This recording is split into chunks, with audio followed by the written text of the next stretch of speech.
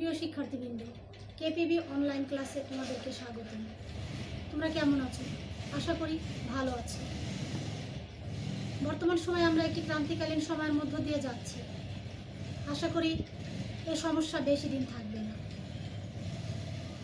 তোমাদের শ্রেণী কার্যক্রম অব্যাহত রাখার জন্য অনলাইনে যে আমরা পাঠদান প্রক্রিয়া শুরু করেছি, সেই প্রক্রিয়ায় হয়তো তোমরা সকলে অংশগ্রহণ করতে পারছো না, বা এখান থেকে আমরা যে আউটপুট আশা করছি তাও শতভাগ পাচ্ছি না।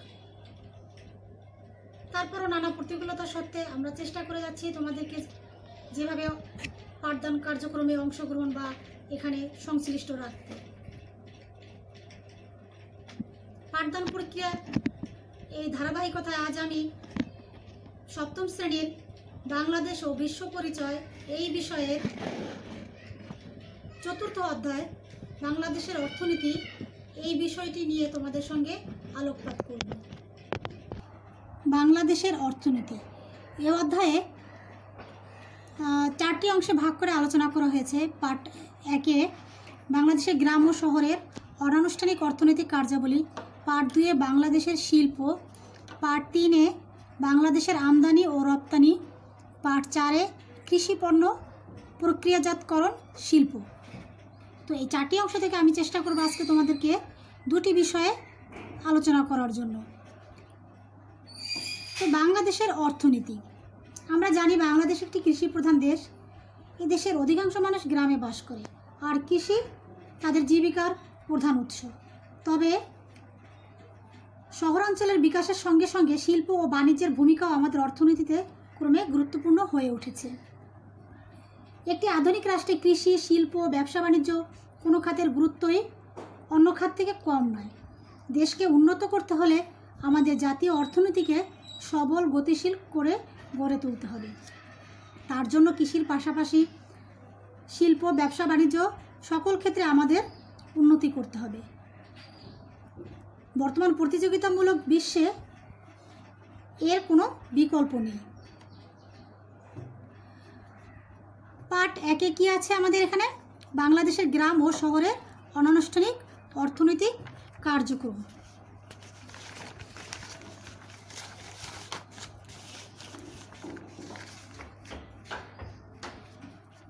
অর্থনৈতিক কার্যক্রম কি?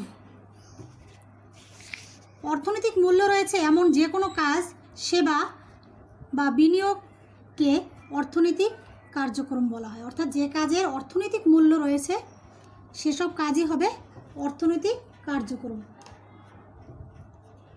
প্রত্যেকটি দেশের এই অর্থনৈতিক কার্যক্রমকে 2 ভাগে ভাগ করা হয়: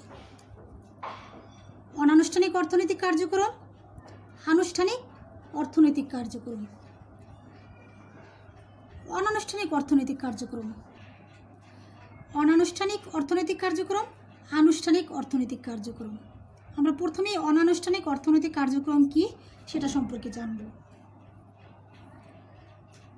যেসব কাজের জন্য পূর্ব মজুরি নির্ধারিত নয়, যেসব কাজ বা কাজের জন্য পূর্ব মজুরি নির্ধারিত নয়, করের আওতায় আনা কঠিন এবং যেসব অর্থনৈতিক কার্যক্রম সরকার কর্তৃক নিয়ন্ত্রিত নয়, সংক্ষেপে অনানুষ্ঠানিক কার্যক্রম বলতে সেগুলিকেই বোঝানো হয়। অর্থাৎ যেগুলি করের আওতায় আনা যায় না এবং পূর্ব মজুরি নির্ধারিত নয়, এ ধরনের কার্যক্রমকে অনানুষ্ঠানিক অর্থনৈতিক কার্যক্রম বলে।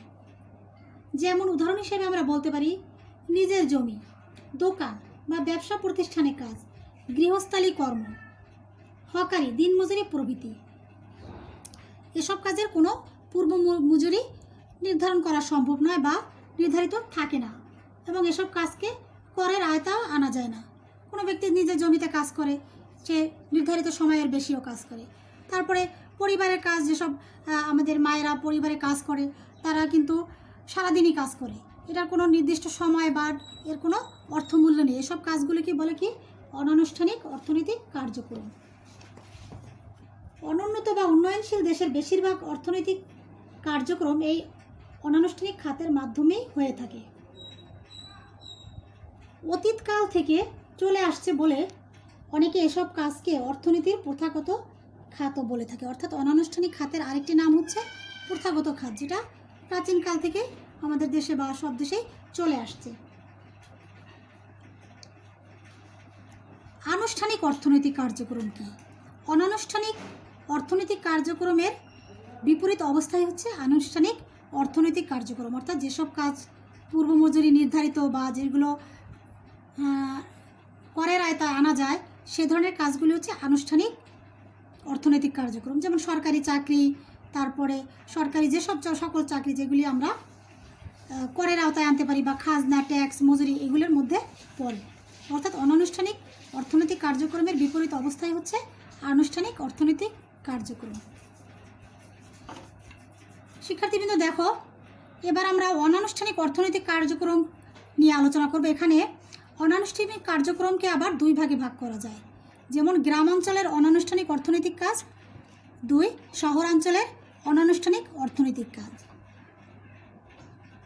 গ্রাম অঞ্চলের অনানুষ্ঠানিক অর্থনৈতিক কাজ বিশ্বের অন্য যে কোনো উন্নয়নশীল দেশের মতো বাংলাদেশের অর্থনীতিতেও অনানুষ্ঠানিক খাত গুরুত্বপূর্ণ ভূমিকা রাখছে।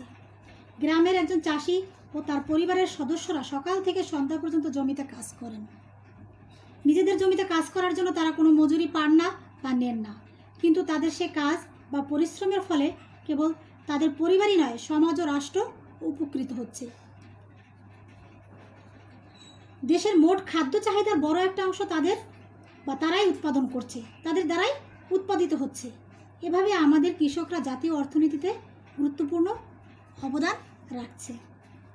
উদাহরণ হিসেবে আমরা আরও কয়েকটি কাজের কথা বলতে পারি। কামার কুমোরের কাজ, গ্রামের কুটির শিল্প, দোকান ও অন্যান্য ছোটোখাটো ব্যবসা ও অনানুষ্ঠানিক অর্থনৈতিক কাজে অন্তর্ভুক্ত।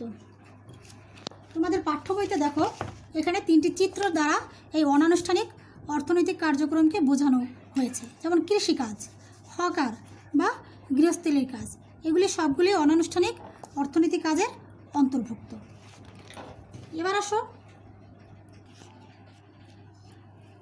শহর অঞ্চলের অনানুষ্ঠানিক অর্থনৈতিক কাজ।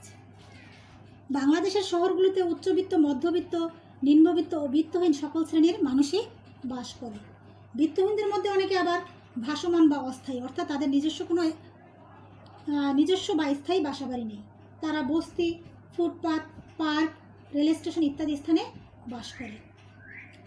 উচ্চবিত্ত ও মধ্যবিত্ত শ্রেণীর লোকেরা সাধারণত আনুষ্ঠানিক অর্থনৈতিক কাজ যেমন সরকারি ও বেসরকারি চাকরি, ব্যবসা বাণিজ্য ইত্যাদিতে নিয়োজিত থাকে। নিম্নবিত্ত ও বিত্তহীনেরা ছোটোখাটো দোকান, ফুটপাতে হকারি, ফেরিওয়ালা, রিক্সা বা ঠেলাগাড়ি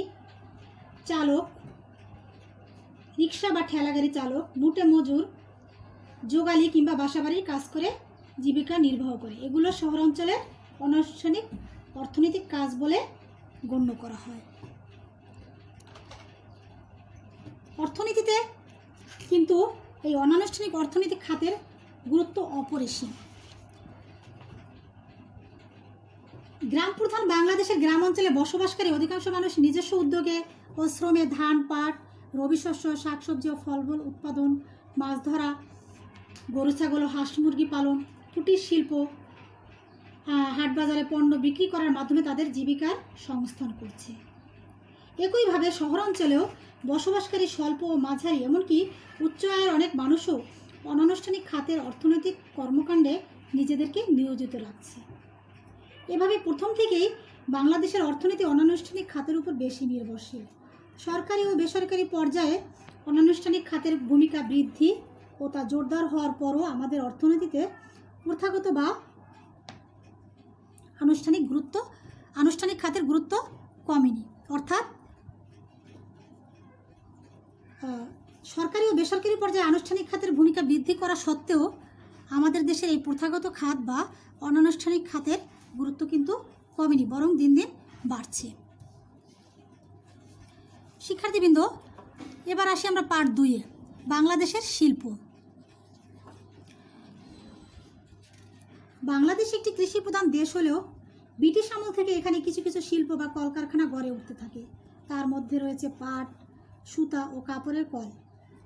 পাকিস্তান সৃষ্টির পর পূর্ব বাংলার নারায়ণগঞ্জে প্রতিষ্ঠিত হয় পৃথিবীর সর্ববৃহৎ পাটকল আদমজি জুট মিলস। পাকিস্তান আমলে শিল্প বা কারখানার প্রতিষ্ঠার ক্ষেত্রে অঞ্চলটির শাসকদের বৈষম্য বা বঞ্চনার শিকার হয়েছিল। এক সময় আমাদের দেশের পাট শিল্পই ছিল প্রধান, সেই সঙ্গে ছিল চা, চিনি, সিমেন্ট, সার, চামড়া, রেল, ইঞ্জিনিয়ারিং কারখানা ইত্যাদি। বর্তমানে গার্মেন্টস ও ওষুধ শিল্পে বাংলাদেশ বিরাট সাফল্য অর্জন করেছে। মূলধন, উৎপাদনের পরিমাণ, কর্মী বা শ্রমিকের সংখ্যা ইত্যাদি বিচারে শিল্প প্রতিষ্ঠানকে কয়েকটি ভাগে ভাগ করা যায়।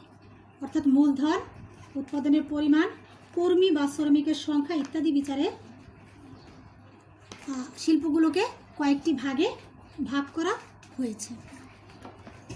বৃহৎ শিল্প, মাঝারি শিল্প, ক্ষুদ্র শিল্প, কুটির শিল্প। এবার দেখা যাক এই শিল্পগুলোকে কিভাবে সংজ্ঞায়িত করা যায় বা কিভাবে আইডেন্টিফাই আমরা করতে পারি। বৃহৎ শিল্প: পাট, বস্ত্র, চিনি, সিমেন্ট, সার, রেল, ইঞ্জিনিয়ারিং, বিদ্যুৎ প্রভৃতি বৃহৎ শিল্প। এসব শিল্প প্রতিষ্ঠানে প্রচুর মূলধন, দক্ষ শ্রমিক ও কারিগর ও প্রকৌশলী বিশেষজ্ঞ ও অভিজ্ঞ ব্যবস্থাপকের প্রয়োজন হয়। এসব শিল্পের উৎপাদনের ক্ষমতাও অনেক বেশি। দেশের চাহিদা মিটিয়েও উৎপাদিত সামগ্রীর একটা অংশ বিদেশে রপ্তানি করা হয়। জাতীয় অর্থনীতিতে এ ধরনের বৃহৎ শিল্পের গুরুত্ব অপরিসীম। দেশের অর্থনৈতিক মেরুদণ্ড হিসেবে কাজ করছে এই বৃহৎ শিল্পগুলো। মাঝারি শিল্প: যেসব শিল্প প্রতিষ্ঠানে 1.5 কোটি টাকার অধিক মূলধন খাটে সেগুলোকে সাধারণত মাঝারি শিল্প বলে গণ্য করা হয়। যেমন হালকা engineering, silk, ceramic, cold storage বা হিমাগার প্রভৃতি। দেশের চাহিদা পূরণ ও অনেক লোকের কর্মসংস্থানের মাধ্যমে এ ধরনের শিল্প জাতীয় অর্থনীতিতে গুরুত্বপূর্ণ ভূমিকা পালন করছে। ক্ষুদ্র শিল্প: 1.5 কোটি টাকার কম মূলধন খাটে যে কারখানা বা শিল্প প্রতিষ্ঠানে তাকে ক্ষুদ্র শিল্প ধরা হয়।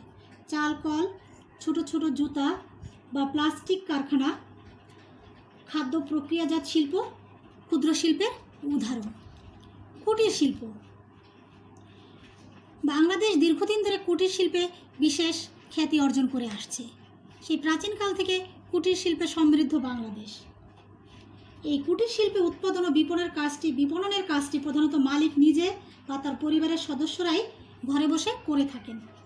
আমাদের দেশে তাঁতবস্ত্র, মাটির তৈরি জিনিসপত্র, বাঁশ, বেত ও কাঠের কাজ, শাড়ি বা মিষ্টির প্যাকেট, আগরবাতি ইত্যাদি কুটির শিল্পের কয়েকটি উদাহরণ। বাংলাদেশের মতো বৃহৎ জনসংখ্যার ও শিল্পে অনগ্রসর একটি দেশের অসংখ্য মানুষের কর্মসংস্থান ও স্বনির্ভরতা অর্জনের সুযোগ করে দিয়ে কুটির শিল্প জাতীয় অর্থনীতিতে গুরুত্বপূর্ণ অবদান রাখছে। বাংলাদেশের এই শিল্পগুলি বাংলাদেশের জনগণের বেকার সমস্যা এবং তাদের দৈনন্দিন জীবিকার উৎস হিসেবে কাজ করে যাচ্ছে। অর্থাৎ বাংলাদেশের অর্থনীতিতে এই শিল্পের গুরুত্ব অপরিসীম।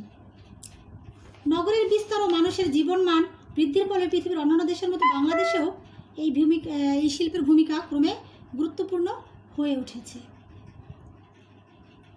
কৃষির পর দেশের বিরাট সংখ্যক মানুষের জীবিকার সংস্থান হচ্ছে এই শিল্প খাত থেকে। এর অভাবে দেশের বেকারত্বের হারও, এটা যদি না থাকতো এর অভাবে দেশের বেকারত্বের সংখ্যা আরও বেড়ে যেত, বেকারত্বের হার বেড়ে যেত। সাম্প্রতিককালে তোমরা জানো শিক্ষার্থীবৃন্দ, গার্মেন্টস শিল্পের প্রসার লক্ষ লক্ষ মানুষ, বিশেষ করে নারীদের কর্মসংস্থানের সুযোগ করে দিয়েছে। এটি দেশের সামাজিক অগ্রগতিতেও ভূমিকা রাখছে। শিল্প খাতে কর্মসংস্থানের সুযোগ মানুষকে শিক্ষা ও প্রযুক্তির প্রতি আগ্রহ করে তুলছে। শিল্প খাতে কর্মসংস্থানের সুযোগ মানুষকে শিক্ষা ও প্রযুক্তির প্রতি অধিক আগ্রহী করে তুলছে।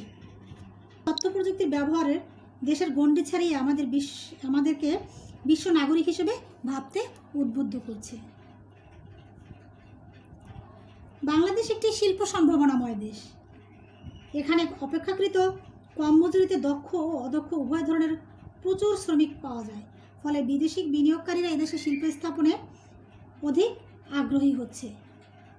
গার্মেন্টস শিল্প কিন্তু এর একটি বড় উদাহরণ। বিভিন্ন বিদেশি কোম্পানি বাংলাদেশে এককভাবে ও যৌথ অংশীদারিত্বে গার্মেন্টস কারখানা স্থাপন করছে। এদেশে তৈরি পোশাক আজ বিশ্বের বাজারে সমাদৃত হচ্ছে। গার্মেন্টস ছাড়াও অন্যান্য শিল্পে বিদেশিরা পুঁজি বিনিয়োগ করতে আগ্রহ দেখাচ্ছে। সরকারি বিভিন্ন পদক্ষেপের ফলে আগামীতে দেশে নানা ধরনের শিল্প কারখানা গড়ে ওঠার সম্ভাবনা দেখা দিয়েছে। ইদানিং বিদেশে কর্মরত বাংলাদেশিরাও অনেকে তাদের অর্জিত অর্থ দেশে শিল্প প্রতিষ্ঠায় বিনিয়োগ করতে আগ্রহ দেখাচ্ছেন। এভাবে বাংলাদেশ একটি শিল্প সমৃদ্ধ মধ্যম আয়ের দেশ হওয়ার সম্ভাবনা ক্রমে উজ্জ্বল হয়ে উঠেছে। এর ফলে শুধু যে দেশে দারিদ্র্য হ্রাস ও বেকার সমস্যারই সমাধান হবে তাই নয়, সাধারণভাবে মানুষের আর্থিক অবস্থার উন্নতি এবং জাতীয় অর্থনীতি শক্তিশালী হবে। প্রিয় শিক্ষার্থীবৃন্দ, এতক্ষণ আমরা সপ্তম শ্রেণীর বাংলাদেশ ও বিশ্ব পরিচয়ের চতুর্থ অধ্যায়ের বাংলাদেশের অর্থনীতি নিয়ে আলোচনা করলাম। এখানে আমরা অর্থনৈতিক কার্যক্রম কি, অর্থনৈতিক কার্যক্রম কত প্রকার এবং বাংলাদেশের বিভিন্ন প্রকার শিল্পের সংজ্ঞাগুলি আমরা জানলাম। অর্থাৎ অর্থনৈতিক কার্যক্রম কি, অর্থনৈতিক মূল্য রয়েছে এমন যে কোনো কাজ বা সেবা বা বিনিময়কে অর্থনৈতিক কার্যক্রম বলা হয়। এই অর্থনৈতিক কার্যক্রম দুভাগে বিভক্ত, এক অনানুষ্ঠানিক অর্থনৈতিক কার্যক্রম এবং আনুষ্ঠানিক অর্থনৈতিক কার্যক্রম। অনানুষ্ঠানিক অর্থনৈতিক কার্যক্রম হচ্ছে যেসব কাজ করের আওতায় আনা কঠিন এবং যার পূর্ব মজুরি নির্ধারিত নয়, সেটি হচ্ছে অনানুষ্ঠানিক অর্থনৈতিক কার্যক্রম। আর আনুষ্ঠানিক অর্থনৈতিক কার্যক্রম হচ্ছে যেসব কাজ পূর্ব মজুরি নির্ধারিত এবং যেসব আয়কে করের আওতায় আনা যায়, সেটাই হচ্ছে আনুষ্ঠানিক অর্থনৈতিক কার্যক্রম। অনানুষ্ঠানিক অর্থনৈতিক কার্যক্রমের বড় উদাহরণ হচ্ছে নিজের জমিতে কাজ করা, নিজের পরিবারে কাজ করা বা হকারি, দিনমজুর, এই ধরনের কাজকে আমরা কি বলতে পারি? অনানুষ্ঠানিক অর্থনৈতিক কাজ। এবং আনুষ্ঠানিক কাজ হচ্ছে বিভিন্ন সরকারি কাজ, সরকারি চাকরি, ব্যবসা বাণিজ্য ইত্যাদি। এগুলো হচ্ছে আনুষ্ঠানিক অর্থনৈতিক কাজ। আর কি শিখলাম আমরা এখানে? শিল্প, বাংলাদেশের বিভিন্ন প্রকার শিল্প, বৃহৎ শিল্প, মাঝারি শিল্প, ক্ষুদ্র শিল্প, কুটির শিল্প, এই 4 ধরনের শিল্প সম্পর্কে আমরা আজকে জানলাম। তো শিক্ষার্থীবৃন্দ, আজকে এ পর্যন্তই। এই অধ্যায়ের বাকি অংশ আমি পরবর্তী ক্লাসে শেষ করে দেব। ততদিন তোমরা ভালো থাকবে। ধন্যবাদ সবাইকে।